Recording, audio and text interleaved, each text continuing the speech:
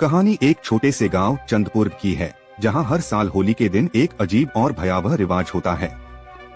गांव के सारे मर्द एक पुरानी हवेली में बिना कपड़े पहने होली खेलने जाते हैं। यह रिवाज इसलिए है क्योंकि अगर कोई मर्द होली के दिन स्त्री के साथ होली नहीं खेलता तो वह उसे उठाकर ले जाती है और उसका अंत कर देती है। चंदपुर गांव में होली के त्योहार का सबको इंतजार होता था, लेकिन मर्दों के दिल में एक अलग ही डर रहता था। इस गांव की रिवाज थी कि होली के दिन सारे मर्द अपने कपड़े उतारकर एक पुरानी हवेली में जाते थे और स्त्री के साथ होली खेलते थे।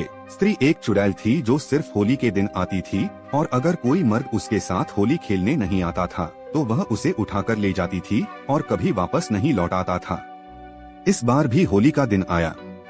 सब मर्द डर के मारे हवेली की तरफ चले गए, लेकिन इस बार एक नए मर्द ने गांव में कदम रखा था, राजेश। वह यह सब रिवाज और कहानियां सुनकर हंसने लगा। उसने कहा, यह सब पुरानी सोच और डर से ऊपर उठने का वक्त है। मैं कोई भूतनी से नहीं डरने वाला।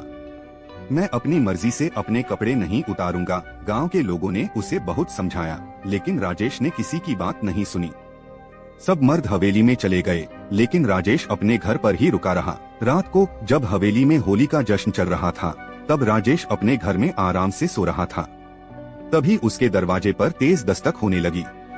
राजेश ने दरवाजा खोला तो देखा एक सुंदर सी औरत बाहर खड़ी है जो रंगों से साड़ी में लिपटी हुई थी।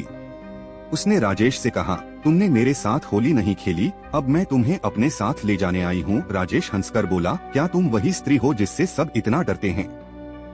तुम्हें देखकर तो बिल्कुल भी डर नहीं लग रहा। उस सुंदर औरत ने मुस्कुराते हुए कहा, मुझे देखने से कोई नहीं डरता, लेकिन जो मुझसे खेलता नहीं उसका तो खेल खत्म। राजेश ने अपने आसपास देखा और उसके चेहरे से हंसी धीरे धीरे गायब होने लगी। उस सुंदर औरत की आंखें लाल हो गई थीं, उसके हाथ लंबे होने लगे और एक ही पल में वह राजेश के सामने एक भूतनी बन गई। राजेश अब सच में डर गया। उसने सोचा कि अब क्या करे। तभी उसके दिमाग में एक आइडिया आया। उसने तुरंत रंग उठाकर स्त्री के ऊपर फेंक दिया और जोर से बोला, हैप्पी होली। स्त्री एक पल के लिए रुक गई। उसने अपने आप को देखा और फिर जोर से हंसने लगी।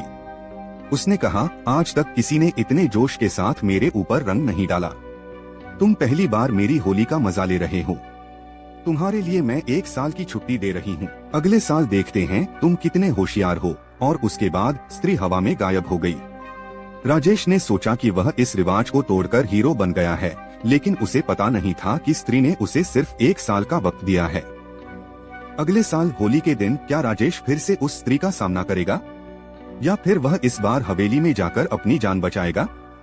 गांव के लोगों ने जब यह सुना तो सब राजेश को हीरो मानने लगे, लेकिन उनके दिल में एक डर अब भी था कि अगले साल क्या होगा। राजेश अब भी अपनी बात पर अडिग था कि वह अपनी मर्जी से होली खेले या नहीं, यह उसका फैसला है। लेकिन स्त्री अपना फैसला अगले साल देगी, जब होली फिर से आएगी।